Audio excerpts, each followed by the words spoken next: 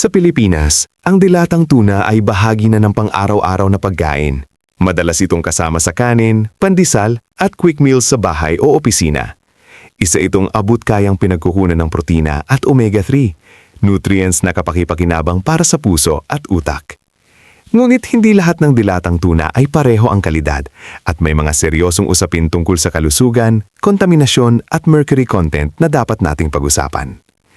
Ayon sa mga pag-aaral, lahat ng dilatang tuna na sinuri sa ilang research sa Pilipinas ay nagpositibo sa tinatawag na mercury, isang toxic heavy metal, at ito ay mas mataas pa sa tolerable weekly intake ng FAO, WHO. Kaya posibleng hindi totally ligtas kainin ang ilan sa mga ito kung madalas kainin ng sobra-sobra. Ang mercury ay isang neurotoxin na dahan-dahang naiipon sa katawan ng tao at maaaring makaapekto sa utak at nervous system, lalo na sa mga bata, buntis at matatanda. Kahit na ang dilatang tuna ay madaling kainin at masarap, hindi ibig sabihin safe ito kung palagi mong kinakain ng walang limitasyon. Ayon sa mga eksperto, mas mabuting pumili ng mga skipjack o canned light tuna kaysa sa albacore o yellowfin kung ang goal ay mababa sa mercury content. Sa videong ito, tatalakayin natin ang 5 dilatang tuna brands na dapat iwasan sa lahat ng paraan at 2 tuna brands na mas ligtas kainin based sa general health research, mercury content considerations at iba pang nutritional factors. Sa huli, bibigyan ka namin ng payo paano pumili ng mas malusog at mas ligtas na canned tuna para sa iyong yongliya. Bago tayo magsimula, sabihin mo sa komento anong brand ng canned tuna ang madalas mong binibili sa tindahan at bakit. Ang bawat komento ay binabasa namin at upang makatulong sa ibang may karanasan. Okay, simulan na natin. 5 mga dilatang tuna brands na dapat iwasan. At bakit? Una, Mega Tuna, hot and spicy o flakes in oil. Marami ang sumusubok sa Mega Tuna dahil sa abot-kayang presyo at madaling makita sa mga tindahan. Gayuntaman, base sa mga consumer reports at social media discussions, may ilang bagay na dapat isaalang-alang bago ito gawing regular na pagkain. Una, madalas na mataas ang sodium content nito. Ang sobrang sodium ay maaaring magdulot ng problema sa blood pressure at hindi ideal sa pangmatagalang pagkain, lalo na para sa mga taong may hypertension o may risk sa heart disease. Pangalawa, ang Mega Tuna ay naglalaman ng extenders tulad ng soy protein. Ang mga ito ay idinagdag para madagdagan ang timbang ng produkto at mapababa ang presyo. Ngunit maaaring magpababa ng tunay na tuna content sa lata. Ibig sabihin, hindi ka nakakakuha ng full tuna nutrition at may dagdag na fillers na wala masyadong benepisyo sa kalusugan. Para sa mga Pilipinong nagbabantay sa kalusugan, mahalagang suriin ang label at alamin ang nutritional facts bago bumili. Mas mainam din na i-rotate ang iba pang sources ng protein tulad ng fresh tuna, sardinas o iba pang isdang mataas sa omega-3. Sa huli, ang Mega Tuna ay pwedeng occasional choice pero hindi dapat maging pangunahing pinagkukunan ng protina sa araw-araw. Ang kaalaman sa mga ingredients at nutritional content ay susi upang makaiwas sa sobrang sodium, unhealthy fillers at masigurong balansing pagkain para sa mahabang buhay. Pangalawa, San Marino Corn Tuna or Tuna Flakes. Bagamat mura at madaling makita sa mga tindahan sa Pilipinas, maraming consumer anecdotal reviews ang nagsasabing mataas ang sodium content at additives ng San Marino tuna. Ayon sa mga karaniwang feedback sa social media at consumer forums, ang regular na pagkain nito, lalo na araw-araw, ay maaaring magdulot ng sobrang sodium sa katawan o sodium overload. Ang sobrang sodium ay kilalang risk factor para sa hypertension o mataas na presyon ng dugo, na nauugnay rin sa mas mataas na panganib ng stroke, sakit sa puso at iba pang cardiovascular issues. Mahalagang tandaan na wala pang published scientific study na nag-aaral direkta sa nutritional profile ng San Marino tuna kumpara sa ibang brands. Gayunpaman, base sa karaniwang karanasan ng mga gumagamit, ang nutritional value nito ay kadalasang mas mababa kumpara sa ibang mas quality na tuna brands na may mas mababang sodium at mas konting additives. Para sa mga seniors at sa mga may high blood pressure, mainam na limitahan ang regular na pagkain ng ganitong processed tuna. Kung gusto mo ng mas safe at mas nutritious na option, mas makakabuti ang pumili ng tuna na mababa ang sodium, walang artificial additives, at may mas mataas na protein content. Sa ganitong paraan, makakain ka ng mas healthy at makakaiwas sa panganib ng hypertension at iba pang sakit sa puso, habang napapanatili ang lasa at convenience ng canned tuna sa pang-araw-araw na pagkain. Kung nanonood ka pa rin ng video na ito at nakakatulong sa iyo ang mga impormasyong ito, paki-comment ng numero 2 sa ibaba para malaman kong nandito ka. At kung hindi ka pa nakasubscribe, inirerekomenda kong mag-subscribe ka at i-on ang bell notification para hindi mo makaligtaan ang mga susunod na videos. Ang iyong suporta ay tumutulong sa amin na makagawa pa ng magagandang content para sa iyo. Ngayon, magpatuloy tayo. Pangatlo, generic OEM tuna, house brand na walang quality assurance. Isa sa mga panganib sa pagpili ng canned tuna ay ang mga generic o house brand tuna na madalas ay mura at walang kilalang brand name. Ang mga produktong ito ay kadalasang tinatawag na OEM o Original Equipment Manufacturer. Ibig sabihin ay gawa sa mga planta na hindi kilala at walang malinaw na proseso ng quality control.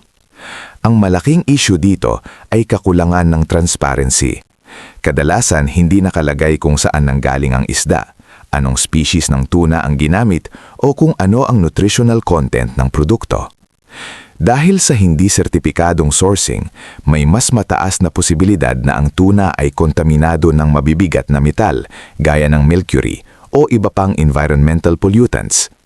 Wala ring garantiya na ang proseso ng pagkaning ay consistent at ligtas, kaya nag-iiba-iba ang kalidad at lasa ng bawat lata. Para sa mga Pilipino na nag-iingat sa kalusugan, lalo na ang mga nakatanda, ang ganitong produkto ay maaaring magdulot ng panganib sa pangmatagalang kalusugan tulad ng epekto sa puso at bato. Kung gusto mo pa rin ng abot-kayang tuna, mas mainam pumili ng kilalang brand na may sertifikasyon o label ng quality assurance.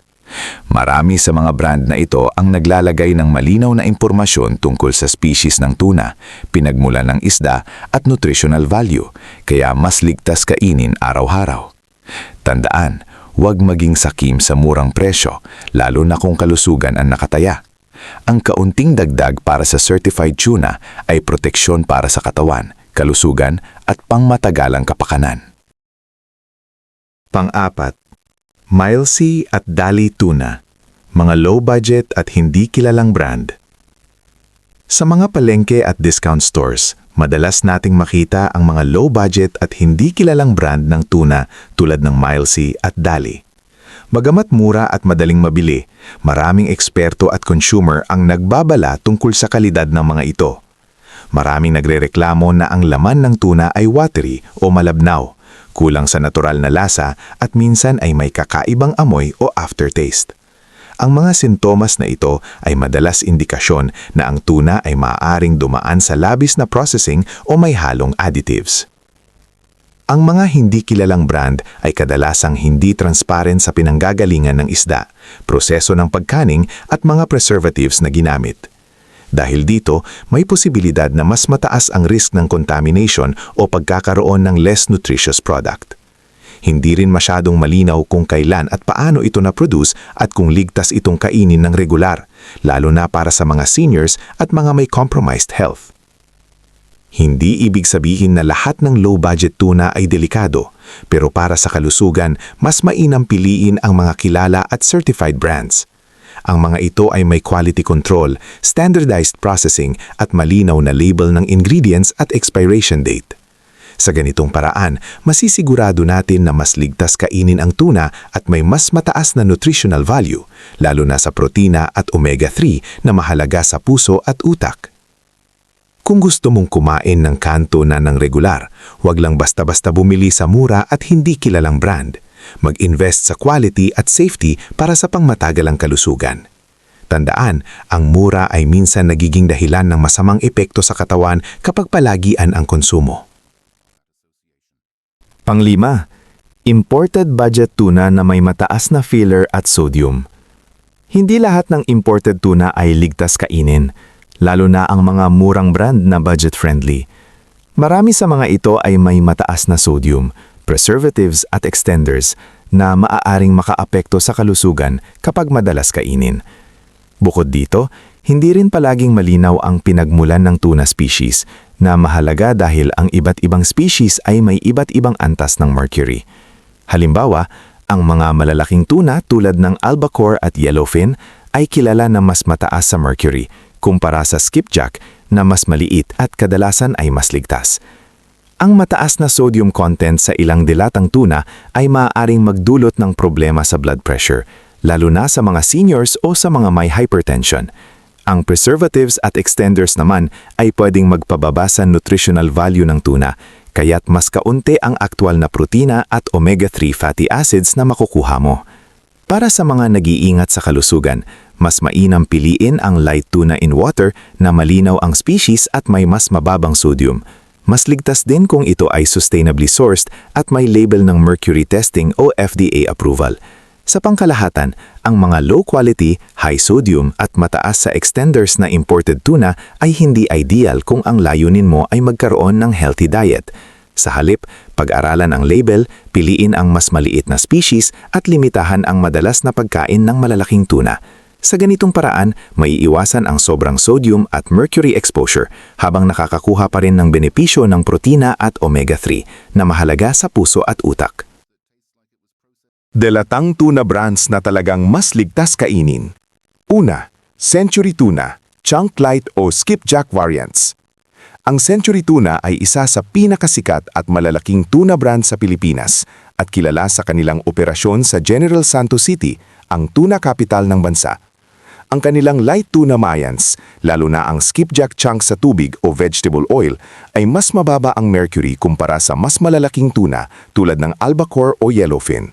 Ang dahilan, mas maliit ang skipjack tuna at mas mabilis itong lumaki, kaya hindi ito nag-iipon ng mercury sa katawan, kaya mas ligtas kainin, lalo na kung regular ang konsumo. Bukod dito, maraming Century Tuna light variants ang may omega-3 fatty acids na kilala sa pagpapabuti ng puso at sirkulasyon ng dugo. Mababa rin ang kolesterol nito kumpara sa ibang dilatang tuna, kaya mas balanse ang nutritional profile para sa pang-araw-araw na pagkain. Mahalaga lamang ang tamang dami ng pagkain. Karaniwang 2 to 3 servings ng dilatang tuna sa isang linggo ay ligtas at nakakatulong sa kalusugan ng puso at utak. Para sa seniors o mga taong health conscious, ang pagpili ng skipjack tuna sa tubig ay mas mainam kaysa sa oil-packed variants dahil mas mababa ang calorie content at hindi nadadagdagan ang unhealthy fats. Maari rin itong ihalo sa salad, sandwiches o simpleng rice meals upang maging mas masustansya. Sa pangkalahatan, kapag alam mo kung aling tuna ang ligtas at kung paano ito kainin, maari mo pa ring masustansyahan ang lasa nito nang hindi isinasakripisyo ang kalusugan. Kaya sa susunod na bibili ka ng dilatang tuna, piliin ang Century Tuna Chunk Light o Skipjack variants para sa mas ligtas at mas healthy na pagkain. Kung nanonood ka pa rin ng video na ito at nakakatulong sa iyo ang mga impormasyong ito, paki-comment ng numero 1 sa ibaba para malaman kung nandito ka. At kung hindi ka pa nakasubscribe, inirekomenda kong mag-subscribe ka at i-on ang bell notification para hindi mo makaligtaan ang mga susunod na videos. Ang iyong suporta ay tumutulong sa amin na makagawa pa ng magagandang content para sa iyo. Ngayon, magpatuloy tayo. Pangalawa, Mega Tuna Flakes in Water. Masarap at mas healthy. Ang Mega Tuna Flakes in Water ay isang klase ng canned tuna na mas mainam kaysa sa ibang instant tuna products. Ito ay mas mababa sa sodium at walang dagdag na harmful preservatives, kaya't mas ligtas para sa kalusugan ng puso at katawan. Ang mataas na sodium content sa ibang canned tuna ay maaaring magdulot ng pagtaas ng blood pressure, kaya kung sensitibo ka sa asin, mas maganda ang ganitong variant. Bukod sa pagiging low sodium, ang tuna ay kilala sa taglay nitong malinis na protina at omega-3 fatty acids na mahalaga para sa utak at puso. Ang omega-3 ay nakakatulong sa pagpapababa ng bad cholesterol at pagpigil sa pamamaga sa katawan. Sa mga matatanda, mahalaga ito para mapanatili ang malinaw na pag-isip at malusog na puso. Sa mga bata naman, nakakatulong ito sa kanilang brain development. Isang praktikal na halimbawa sa araw-araw. Maaari kang gumawa ng tuna salad na may gulay o kaya'y tuna sandwich para sa almusal o merienda. Halimbawa, si Aling Maria, isang lola sa Quezon City, ay tuwing linggo ay nagluluto ng tuna with tomato at pipino. Sinasabing mas gusto niya ito kaysa sa regular na tuna na may mataas na sodium dahil mas malinis ang lasa at hindi siya agad na uuhaw. Sa huli, ang pagkain ng Mega Tuna Flakes in Water ay simple, ngunit epektibong paraan para mapanatili ang kalusugan habang nakakainin ng masarap. Hindi lamang ito masustansya, kundi praktikal din sa abalang buhay ng mga Pilipino. Kaya sa susunod na bibili ng canned tuna, piliin ang low sodium at preservative-free na variant para sa mas ligtas at mas malusog na pagkain. Pangwakas na kaisipan, moderation at informed choices. Hindi kailangang iwasan ang lahat ng dilatang tuna. Ang sekreto sa ligtas na pagkain nito ay tamang pagpili at moderation. Ang canned tuna ay abot-kayang pinagmumulan ng protina at mayaman sa nutrients tulad ng omega-3 na mabuti para sa puso at utak. Subalit, may downside ito dahil ang ilang species ay mataas sa mercury, isang heavy metal na delikado sa kalusugan kapag sobra ang konsumo. Ayon sa research, lahat ng canned tuna na sinuri ay merong mercury, kaya hindi ligtas na kainin ng labis o lampas sa recommended limits, lalo na sa mga bata, buntis at matatanda. Ang tamang pagpili ay mahalaga. Piliin ang canned light tuna na karaniwang gawa sa skipjack, na may mas mababang mercury kumpara sa albacore o white tuna. Mahalaga rin na basahin ang label at tingnan ang sodium level, species at kung may extenders o additives. Para sa mas ligtas na pagkain, pumili ng mga brand na malinaw ang sourcing at nutritional information. Halimbawa, ang Century Tuna Light variants o mga imported low-mercury tuna tulad ng Safe Catch ay magandang opsyon. Ang ganitong kaalaman ay nakakatulong para planuhin ang balanced diet at maiwasan ang labis na mercury exposure. Sa huli, tandaan, ang dilatang tuna ay bahagi lamang ng malusog na pagkain. Huwag kalimutan ang iba pang sources ng protina tulad ng isda, itlog, beans at lean meats, pati na rin ang sariwang prutas at gulay. Ang pagkakaroon ng variety sa pagkain ay hindi lamang nagpapaligtas sa kalusugan, kundi nagbibigay din ng mas holistic na nutrisyon. Sa pamamagitan ng informed choices at moderation, makakain tayo ng tuna ng ligtas at masisiguro ang pangmatagalang kalusugan ng ating katawan. Kung nagustuhan mo ang video na ito at nakatulong ito sa iyo, mangyaring i-like, mag-subscribe at i-share. Ang inyong suporta ay tumutulong sa amin na patuloy na gumawa ng magagandang content upang kayo ay mabigyan ng kaalaman at inspirasyon. Salamat sa panonood at inaasahan naming makita kayo sa susunod na video.